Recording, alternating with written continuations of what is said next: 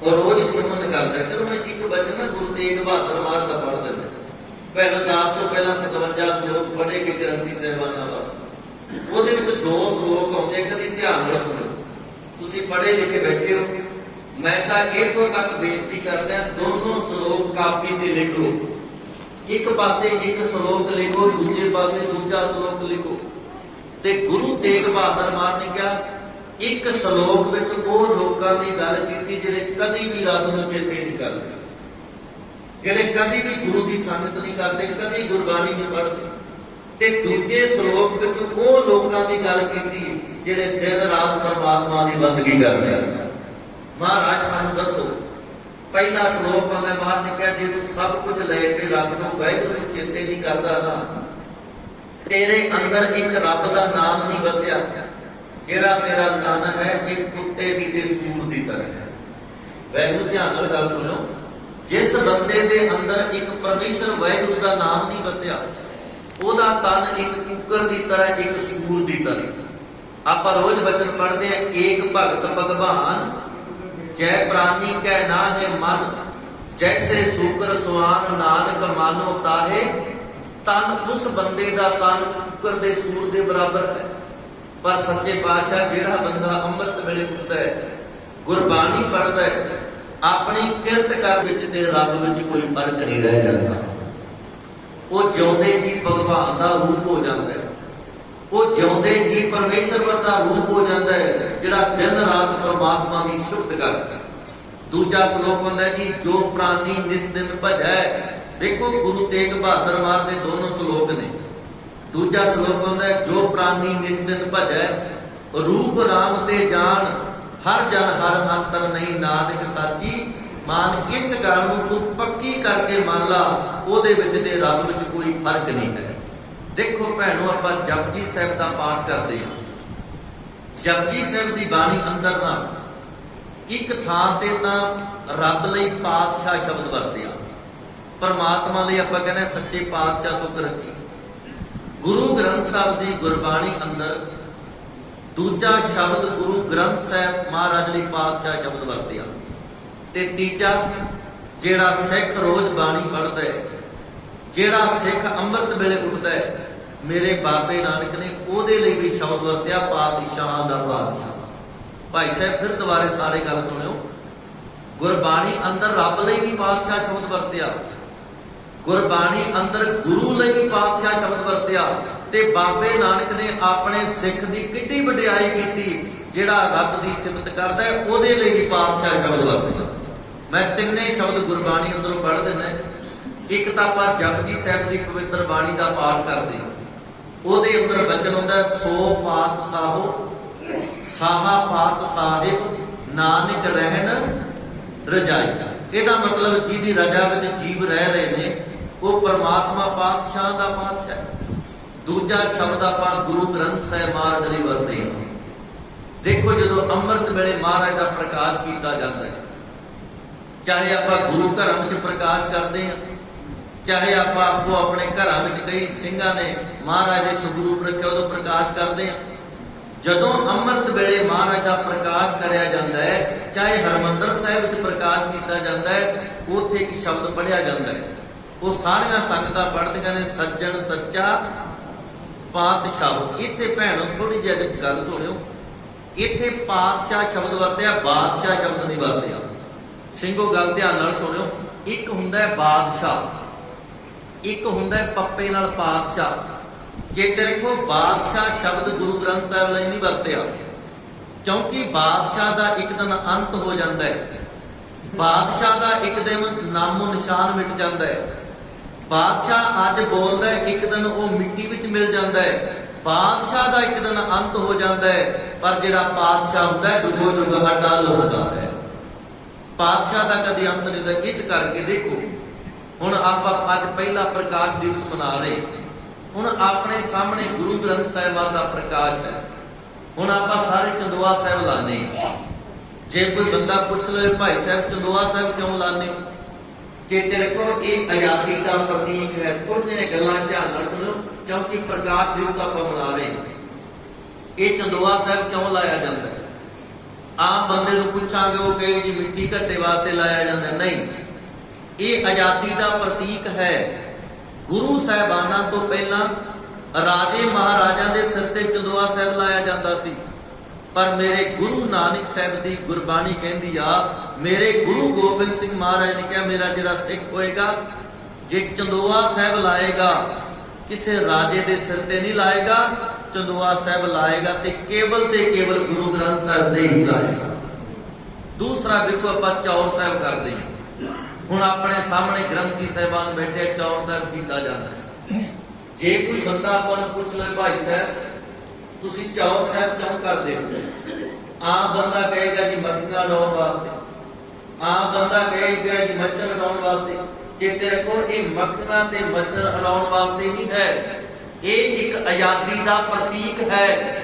ਪੁਰਾਤਨ ਸਮੇਂ ਰਾਜੇ ਮਹਾਰਾਜਾ ਤੇ ਚੌਰ ਸਾਹਿਬ ਕੀਤਾ ਜਾਂਦਾ ਸੀ, ਪਰ ਮੇਰੇ ਗੁਰੂ ਨੇ ਗੁਲਾਮੀ ਦੇ ਜੰਜੀਰਾਂ ਤੋੜ ਦਿੱਤੀਆਂ। ਮੇਰੇ ਗੁਰੂ ਸਾਹਿਬਾਨ ਨੇ ਕਿਹਾ ਜਿਹੜਾ ਮੇਰਾ ਸਿੱਖ ਹੋਏਗਾ ਜੇ ਚੌਰ ਸਾਹਿਬ ਕਰੇਗਾ ਤੇ ਕਿਸੇ ਬੰਦੇ ਤੇ ਕਿਸੇ ਰਾਜੇ ਤੇ ਨਹੀਂ ਕਰੇਗਾ, ਕੇਵਲ ਤੇ ਕੇਵਲ ਗੁਰੂ ਗ੍ਰੰਥ ਸਾਹਿਬ ਮਹਾਰਾਜ ਤੇ ਹੀ ਕਰੇਗਾ। ਇਸ ਕਰਕੇ ਆਪਾਂ ਕਹਿੰਦੇ ਚੌਰ, ਛਤਰ, ਤਖਤ ਦੇ ਮਾਲਕ, ਤਿੰਨ ਸ਼ਬਦ ਕਹਿੰਦੇ ਨੇ, ਚੌਰ, ਛਤਰ, ਤਖਤ ਦੇ ਮਾਲਕ ਕੌਣ ਜੀ? ਧੰਨ ਸ਼੍ਰੀ ਗੁਰੂ ਗ੍ਰੰਥ ਸਾਹਿਬ ਮਹਾਰਾਜ। ਇਸ ਕਰਕੇ ਜਦੋਂ ਅੰਮ੍ਰਿਤ ਵੇਲੇ ਪ੍ਰਕਾਸ਼ ਕੀਤਾ ਜਾਂਦਾ ਹੈ ਉਦੋਂ ਆਪਾਂ ਸ਼ਬਦ ਪੜ੍ਹਦੇ ਹਾਂ, ਸੱਜਣ ਸੱਚਾ ਪਾਤਸ਼ਾਹੋ, ਸਿਰ ਸ਼ਾਹਾਂ ਦਾ ਸ਼ਾਹੋ, ਜਿਸ ਪਾਸ ਬੈਠਿਆ ਸੋਹੀ ਹੈ ਸਭਨਾ ਦਾ ਵਿਸਾਹੋ। ਪਹਿਲਾ ਸ਼ਬਦ ਰੱਬ ਲਈ, ਦੂਜਾ ਸ਼ਬਦ ਗੁਰੂ ਲਈ ਤੇ ਤੀਜਾ ਸ਼ਬਦ ਮਹਾਰਾਜ ਨੇ ਕਿਹਾ ਜਿਸ ਨੂੰ ਬਖਸ਼ੇ ਸਿਫਤ ਸਲਾਹ ਨਾਨਕ ਪਾਤਸ਼ਾਹੀ ਪਾਤਸ਼ਾਹੋ। ਜਿਹੜਾ ਬੰਦਾ ਰੱਬ ਦੀਆਂ ਸਿਫਤਾਂ ਕਰਦਾ ਹੈ, ਬਾਬੇ ਨਾਨਕ ਨੇ ਕਿਹਾ ਉਹ ਸਿੱਖ ਵੀ ਸਾਡੇ ਘਰ ਪਾਤਸ਼ਾਹ ਦਾ ਪਾਤਸ਼ਾਹ ਹੈ। ਦੇਖੋ ਅੱਜ ਆਪਾਂ ਸ੍ਰੀ ਗੁਰੂ ਗ੍ਰੰਥ ਸਾਹਿਬ ਮਹਾਰਾਜ ਪਹਿਲਾ ਪ੍ਰਕਾਸ਼ ਦਿਵਸ ਅੱਜ ਆਪਾਂ ਮਨਾ ਰਹੇ ਹਾਂ। ਥੋੜੀਆਂ ਜਿਹੀਆਂ ਬੇਨਤੀਆਂ ਦੇਖੋ, ਗੁਰੂ ਰਾਮਦਾਸ ਮਹਾਰਾਜ ਤੋਂ ਬਾਅਦ ਗੁਰੂ ਨਾਨਕ ਸਾਹਿਬ ਦੀ ਜੋਤ ਦੇ ਮਾਲਕ ਗੁਰੂ ਅਰਜਨ ਸਾਹਿਬ ਮਹਾਰਾਜ ਬਣੇ। ਜਿਸ ਦਿਨ ਗੁਰੂ ਅਰਜਨ ਸਾਹਿਬ ਮਹਾਰਾਜ ਗੁਰੂ ਨਾਨਕ ਸਾਹਿਬ ਦੀ ਜੋਤ ਦੇ ਮਾਲਕ ਬਣ ਗਏ, ਗੁਰੂ ਅਰਜਨ ਸਾਹਿਬ ਦਾ ਭਰਾ ਹੈ ਪ੍ਰਿਥੀ ਚੰਦ। ਉਹਨੇ ਆਪ ਸਭ ਨੂੰ ਪਤਾ ਜੀ ਗੁਰੂ ਘਰ ਦਾ ਵਿਰੋਧੀ ਹੈ, ਉਹਨੇ ਬੜੀ ਈਰਖਾ ਕੀਤੀ, ਬੜਾ ਗੁਰੂ ਘਰ ਦਾ ਉਹਨੇ ਵਿਰੋਧ ਕੀਤਾ। ਪਰ ਸਾਰੀਆਂ ਸੰਗਤਾਂ ਗੁਰੂ ਅਰਜਨ ਸਾਹਿਬ ਮਹਾਰਾਜ ਦੇ ਚਰਨਾਂ ਵਿੱਚ ਮੱਥਾ ਟੇਕਦੀਆਂ। ਪ੍ਰਿਥੀ ਚੰਦ ਦਾ ਇੱਕ ਪੁੱਤਰ ਹੈ ਜਿਹਦਾ ਨਾਮ ਹੈ ਮਿਹਰਬਾਨ। ਇੱਕ ਸ਼ਬਦ ਧਿਆਨ ਨਾਲ ਸਾਰੇ ਸੁਣੋ, ਮੈਂ ਪਹਿਲਾ ਪ੍ਰਕਾਸ਼ ਦਿਵਸ ਦੀ ਗੱਲ ਕਰ ਰਿਹਾ। ਪ੍ਰਿਥੀ ਚੰਦ ਦਾ ਪੁੱਤਰ ਹੈ ਮਿਹਰਬਾਨ। ਮਿਹਰਬਾਨ ਨੇ ਆਪਣੇ ਪਿਤਾ ਨੂੰ ਪੁੱਛਿਆ, ਪ੍ਰਿਥੀ ਚੰਦ ਨੂੰ, ਕਹਿਣ ਲੱਗੇ ਪ੍ਰਿਥੀ ਚੰਦ ਹੈ, ਉਹਨੂੰ ਪੁੱਛਿਆ, ਕਹਿਣ ਲੱਗੇ ਆਪਣੇ ਸੰਗਤਾਂ ਕਿਉਂ ਨਹੀਂ ਆਉਂਦੀਆਂ? ਉਹਨੇ ਕਿਹਾ ਮੈਂ ਬਾਣੀ ਨਹੀਂ ਉਚਾਰਨ ਕਰ ਸਕਿਆ। ਗੁਰੂ ਅਰਜਨ ਸਾਹਿਬ ਮਹਾਰਾਜ ਨੇ ਬਾਣੀ ਉਚਾਰਨ ਕੀਤੀ ਆ, ਮੈਂ ਗੁਰਬਾਣੀ ਨਹੀਂ ਉਚਾਰਨ ਕਰ ਸਕਿਆ। ਉਹਦਾ ਪੁੱਤਰ ਹੈ ਜਿਹੜਾ ਮਿਹਰਬਾਨ, ਉਹਨੇ ਕਿਹਾ ਮੈਂ ਬਾਣੀ ਉਚਾਰਨ ਕਰਾਂਗਾ। ਭੈਣੋ, ਮਿਹਰਬਾਨ ਉਹਨੇ ਕੱਚੀ ਬਾਣੀ ਉਚਾਰਨ ਕੀਤੀ, ਉਹਦੇ ਵਿੱਚ ਨਾਨਕ ਸ਼ਬਦ ਵੀ ਵਰਤਿਆ। ਇਹ ਸ਼ਬਦ ਵਰਤਿਆ ਕਹੇ ਨਾਨਕ ਸੁਣ ਰੇ ਨਾਨਕ, ਸ਼ਬਦ ਵਰਤਿਆ ਨਾਨਕ ਪਦ, ਤੇ ਇਤਿਹਾਸਕਾਰ ਕਹਿੰਦੇ ਨੇ ਉਹਨੇ ਮਹੱਲਾ ਸ਼ਬਦ ਵੀ ਵਰਤਿਆ। ਤੇ ਪ੍ਰਿਥੀ ਚੰਦ ਦਾ ਜਿਹੜਾ ਪੁੱਤਰ ਹੈ ਮਿਹਰਬਾਨ, ਉਹਨੇ ਨਾਨਕ ਪਦ ਸ਼ਬਦ ਵੀ ਵਰਤਿਆ, ਮਹੱਲਾ ਸ਼ਬਦ ਵਰਤਿਆ। ਮੈਂ ਬੇਨਤੀ ਕਰਾਂ, ਉਹਨੇ ਕੱਚੀ ਬਾਣੀ ਉਚਾਰਨ ਕਰ ਦਿੱਤੀ। ਕੱਚੀ ਬਾਣੀ ਉਹਨੇ ਪੱਕੀ ਬਾਣੀ ਦੇ ਵਿੱਚ ਰਲਾ ਦਿੱਤੀ। ਤੇ ਚੇਤੇ ਰੱਖੋ, ਗੁਰੂ ਤੋਂ ਬਿਨਾ ਹੋਰ ਸਾਰੀ ਬਾਣੀ ਕੱਚੀ ਹੈ। ਕਹੋ ਨਾਨਕ ਸਤਿਗੁਰ ਵਾਜੋ ਹੋਰ ਕੱਚੀ ਬਾਣੀ। ਉਹਨੇ ਜਦੋਂ ਕੱਚੀ ਬਾਣੀ ਦੀ ਮਿਲਾਵਟ ਕਰ ਦਿੱਤੀ, ਇੱਕ ਦਿਨ ਕੋਈ ਸਿੱਖ ਗੁਰਬਾਣੀ ਪੜ੍ਹ ਰਿਹਾ ਸੀ ਤੇ ਉਹਨੇ ਕੱਚੀ ਬਾਣੀ ਪੜ੍ਹ ਦਿੱਤੀ। ਇਹ ਸ਼ਬਦ ਗੁਰੂ ਅਰਜਨ ਸਾਹਿਬ ਮਹਾਰਾਜ ਦੇ ਕੰਨਾਂ ਵਿੱਚ ਪਏ।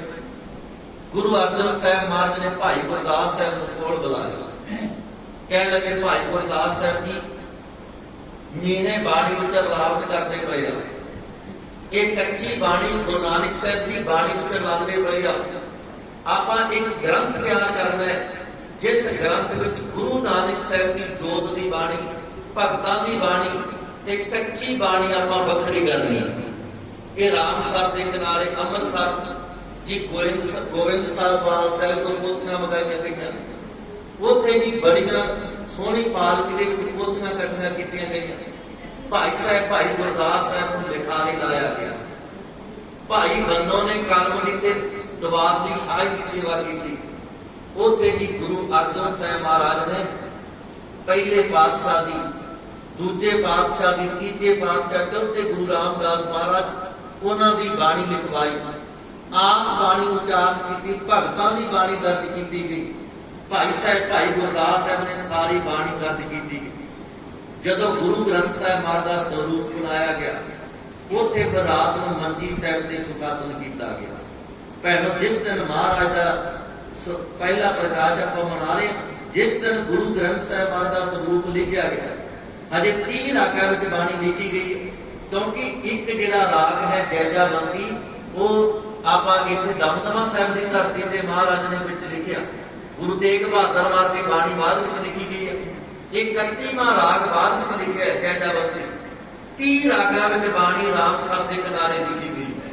ਇਹਦਾ ਸੁਭਾਸਨ ਕੀਤਾ ਤੇ ਇਤਿਹਾਸਕਾਰ ਕਹਿੰਦੇ ਨੇ ਸਾਰੀ ਸੰਗਤ ਨੇ ਭੁੰਜੇ ਥੱਲੇ ਵਿਸ਼ਰਾਮ ਕੀਤਾ ਤੇ ਗੁਰੂ ਅਰਜਨ ਸਾਹਿਬ ਮਹਾਰਾਜ ਨੇ ਮਹਾਰਾਜ ਦਾ ਪ੍ਰਕਾਸ਼ ਕਰਨਾ ਹੈ ਤੇ ਤੁਸੀਂ ਮੇਰੇ ਅੱਗੇ ਲੱਗੋਗੇ। ਧਿਆਨ ਨਾਲ ਗੱਲ ਸੁਣਿਓ। ਬਾਬਾ ਬੁੱਢਾ ਜੀ ਦੇ ਹੱਥ ਜੁੜ ਗਏ। ਧੰਨ ਗੁਰੂ ਅਰਜਨ ਸਾਹਿਬ, ਮੈਂ ਤੁਹਾਡੇ ਅੱਗੇ ਨਹੀਂ ਲੱਗ ਸਕਦਾ, ਮੈਂ ਤੁਹਾਡੇ ਪਿੱਛੇ ਹੀ ਚੰਗਾ ਲੱਗਦਾ ਹੈ, ਮੈਂ ਤੁਹਾਡੇ ਪਿੱਛੇ ਹੀ ਚੱਲਾਂਗਾ। ਪਰ ਗੁਰੂ ਅਰਜਨ ਸਾਹਿਬ ਮਹਾਰਾਜ ਨੇ ਕਿਹਾ, ਬਾਬਾ ਬੁੱਢਾ ਸਾਹਿਬ ਜੀ, ਤੁਸੀਂ ਗੁਰੂ ਗ੍ਰੰਥ ਸਾਹਿਬ ਦਾ ਸਰੂਪ ਲੈ ਕੇ ਅੱਗੇ ਚੱਲੋਗੇ, ਅਸੀਂ ਤੁਹਾਡੇ ਪਿੱਛੇ ਚੌਰ ਸਾਹਿਬ ਕਰਾਂਗੇ। ਅੱਜ ਰਾਮਦਾਸ ਦੇ ਕਿਨਾਰੇ ਅੰਮ੍ਰਿਤ ਵੇਲਾ ਹੋਇਆ, ਜਿਹੜਾ ਅੱਜ ਆਪਾਂ ਦਿਨ ਮਨਾ ਰਹੇ ਹਾਂ। ਗੁਰੂ ਗ੍ਰੰਥ ਸਾਹਿਬ ਮਹਾਰਾਜ ਦਾ ਸਰੂਪ ਧੰਨ ਧੰਨ ਬਾਬਾ ਬੁੱਢਾ ਸਾਹਿਬ ਦੇ ਸੀਸ ਤੇ ਹੈ। ਸਾਰੀਆਂ ਸੰਗਤਾਂ ਸ਼ਬਦ ਪੜ੍ਹਦੀਆਂ ਆਉਂਦੀਆਂ ਨੇ। ਉਧਰ ਹਰਮੰਦਰ ਸਾਹਿਬ ਦੇ ਵਿੱਚ ਕੀਰਤਨ ਹੋ ਰਿਹਾ। ਇੱਥੇ ਥੋੜੀ ਜਿਹੀ ਬੇਨਤੀ ਫਿਰ ਧਿਆਨ ਨਾਲ ਸੁਣਿਓ। ਗੁਰੂ ਅਰਜਨ ਸਾਹਿਬ ਮਹਾਰਾਜ ਕਿੰਨਾ ਸਤਿਕਾਰ ਕਰਦੇ ਆ ਗੁਰੂ ਗ੍ਰੰਥ ਸਾਹਿਬ ਮਹਾਰਾਜ ਦਾ। ਗੁਰੂ ਗ੍ਰੰਥ ਸਾਹਿਬ ਦਾ ਸਰੂਪ ਬਾਅਦ ਵਿੱਚ ਲਿਖਿਆ ਹੈ, ਪਰ ਜਿੱਥੇ ਪ੍ਰਕਾਸ਼ ਕਰਨਾ ਹਰਮੰਦਰ ਸਾਹਿਬ ਪਹਿਲਾਂ ਤਿਆਰ ਕਰ ਦਿੱਤਾ। ਹਰਮੰਦਰ ਸਾਹਿਬ ਪਹਿਲਾਂ ਬਣਿਆ, ਗੁਰੂ ਗ੍ਰੰਥ ਸਾਹਿਬ ਦਾ ਸਰੂਪ ਬਾਅਦ ਵਿੱਚ ਤਿਆਰ ਹੋਇਆ ਹੈ। ਕਿਉਂਕਿ ਮਹਾਰਾਜ ਇੰਨਾ ਸਤਿਕਾਰ ਕਰਦੇ ਆ, ਜਿੱਥੇ ਮਹਾਰਾਜ ਦਾ ਪ੍ਰਕਾਸ਼ ਕਰਨਾ ਗੁਰੂ ਅਰਜਨ ਸਾਹਿਬ ਆਪ ਹੁਕਮ ਲੈਣਗੇ। ਗੁਰੂ ਅਰਜਨ ਸਾਹਿਬ ਆਪ ਮਹਾਰਾਜ ਦਾ ਪ੍ਰਕਾਸ਼ ਕਰਨਗੇ। ਪਰ ਗੁਰੂ ਅਰਜਨ ਸਾਹਿਬ ਮਹਾਰਾਜ ਨੇ ਕਿਹਾ, ਬਾਬਾ ਬੁੱਢਾ ਸਾਹਿਬ ਜੀ, ਤੁਸੀਂ ਗੁਰੂ ਗ੍ਰੰਥ ਸਾਹਿਬ ਮਹਾਰਾਜ ਦਾ ਪ੍ਰਕਾਸ਼ ਕਰੋ। ਇਤਿਹਾਸਕ ਵਚਨ ਹੈ, ਬੁੱਢਾ ਸਾਹਿਬ ਖੋਲੋ ਗ੍ਰੰਥ, ਲੇਹੋ ਆਵਾਜ਼, ਸੁਣੈ ਸਾ ਪੰਥ। ਉਦੋਂ ਆਵਾਜ਼ ਸ਼ਬਦ ਵਰਤਿਆ ਜਾਂਦਾ ਹੁਕਮਨਾਮੇ ਲਈ, ਆਵਾਜ਼ਾਂ ਸ਼ਬਦ ਵਰਤਿਆ ਗਿਆ। ਆਪਾਂ ਅੱਜ ਹੁਕਮਨਾਮਾ ਸਾਹਿਬ ਸ਼ਬਦ ਵਰਤਦੇ ਹਾਂ। ਇਤਿਹਾਸਕ ਵਚਨ ਹੈ, ਬੁੱਢਾ ਸਾਹਿਬ ਖੋਲੋ ਗ੍ਰੰਥ, ਲੇਹੋ ਆਵਾਜ਼, ਸੁਣੈ ਸਾ ਪੰਥ। ਆਦਮ ਸੰਗ ਗ੍ਰੰਥ ਜੋ ਖੋਲਾ, ਲੇਹੋ ਆਵਾਜ਼, ਬੁੱਢਾ ਮੁਖ ਬੋਲਾ। ਕੀ ਬੋਲਿਆ? ਸੂਈ ਮਹੱਲਾ ਪੰਜਵਾਂ, ਸੰਤਾਂ ਕੇ ਕਾਰਜ ਆਪ ਖਲੋਇਆ, ਹਰ ਕੰਮ ਕਰਾਵਨ ਆਇਆ ਰਾਮ। ਧਰਤ ਸੁਹਾਵੀ ਤਾਲ ਸੁਹਾਵਾ, ਵਿੱਚ ਅੰਮ੍ਰਿਤ ਜਲ ਛਾਇਆ ਰਾਮ। ਗੁਰੂ ਅਰਜਨ ਸਾਹਿਬ ਮਹਾਰਾਜ ਦਾ ਹੁਕਮ ਆਇਆ ਤੇ ਦੇਖੋ ਭੈਣੋ, ਗੁਰੂ ਅਰਜਨ ਸਾਹਿਬ ਆਪ ਹੀ ਹੱਥ ਬੰਨ੍ਹ ਕੇ ਸੁਣਦੇ ਪਏ ਆ। ਹੁਕਮ ਵੀ ਗੁਰੂ ਅਰਜਨ ਸਾਹਿਬ ਮਹਾਰਾਜ ਦਾ ਆਇਆ। ਗੁਰੂ ਅਰਜਨ ਸਾਹਿਬ ਆਪ ਬਾਣੀ ਦਾ ਉਚਾਰਨ ਕਰਦੇ ਨੇ, ਆਪ ਬਾਣੀ ਦੇ ਲਿਖਾਰੀ ਨੇ, ਆਪ ਬਾਣੀ ਲਿਖਾਈ ਆ। ਪਰ ਜਦੋਂ ਗੁਰੂ ਅਰਜਨ ਸਾਹਿਬ ਦਾ ਹੁਕਮ ਆਇਆ ਕਿ ਸੰਤਾਂ ਕੇ ਕਾਰਜ ਆਪ ਖਲੋਇਆ, ਤੇ ਗੁਰੂ ਅਰਜਨ ਸਾਹਿਬ ਆਪ ਹੱਥ ਬੰਨ੍ਹ ਕੇ ਬਾਣੀ ਸੁਣਦੇ ਪਏ ਆ। ਕਿਉਂਕਿ ਗੁਰੂ ਅਰਜਨ ਸਾਹਿਬ ਕਹਿੰਦੇ ਆ, ਇਹ ਧੁਰ ਕੀ ਬਾਣੀ ਹੈ, ਇਹ ਅਕਾਲ ਪੁਰਖ ਦੀ ਬਾਣੀ ਹੈ। ਸਾਡਾ ਸਰੀਰ ਇੱਕ ਜਰੀਆ ਹੈ, ਗੁਰਬਾਣੀ ਆਈ ਆ, ਪਰ ਇਹ ਗੁਰਬਾਣੀ ਧੁਰ ਕੀ ਬਾਣੀ ਹੈ। ਗੁਰੂ ਅਰਜਨ ਸਾਹਿਬ ਮਹਾਰਾਜ ਨੇ ਆਪ ਮੱਥਾ ਟੇਕਿਆ। ਸੋਹਣਾ ਚੰਦੋਆ ਸਾਹਿਬ ਲੱਗਿਆ, ਸੋਹਣਾ ਪੀੜਾ ਸਾਹਿਬ ਹੈ, ਤੇ ਮਹਾਰਾਜ ਨੇ ਇੱਕ ਸ਼ਬਦ ਕਿਹਾ, ਕਹਿਣ ਲੱਗੇ ਸੀ, ਗੁਰੂ ਗ੍ਰੰਥ ਸਾਹਿਬ ਮਹਾਰਾਜ ਦਾ ਪ੍ਰਕਾਸ਼ ਤਾਂ ਕੀਤਾ ਹੈ। ਵੈਸੇ ਧਿਆਨ ਨਾਲ ਗੱਲ ਸੁਣਿਓ। ਕਹਿਣ ਲੱਗੇ, ਸਾਡਾ ਸਰੀਰ ਇੱਕ ਹੈ ਤੇ ਸਾਰੀਆਂ ਸੰਗਤਾਂ ਦੀਦਾਰ ਕਰਨਾ ਚਾਹੁੰਦੀਆਂ ਨੇ। ਕਾਬਲ ਕੰਧਾਰ ਦੀ ਸੰਗਤ ਵੀ ਕਹਿੰਦੀ ਹੈ ਗੁਰੂ ਦਾ ਦੀਦਾਰ ਕਰਕੇ, ਬਾਕੀ ਸਾਰੀਆਂ ਸੰਗਤਾਂ ਕਹਿੰਦੀਆਂ 57 ਸ਼ਲੋਕ 59 ਸ਼ਬਦ ਗੁਰੂ ਤੇਗ ਬਹਾਦਰ ਮਹਾਰਾਜ। ਸਭ ਤੋਂ ਪਹਿਲਾਂ 4 ਪੌੜੀਆਂ ਸੁਣਨੇ ਵਾਲਿਆਂ ਦਾ ਦਰਜ ਕੀਤੀਆਂ ਬਾਬੇ ਨਾਨਕ ਜੀ। ਸੁਣਨ ਤੋਂ ਬਾਅਦ 4 ਪੌੜੀਆਂ ਮੰਨਣੇ ਵਾਲਿਆਂ ਦਾ ਦਰਜ ਕੀਤੀਆਂ।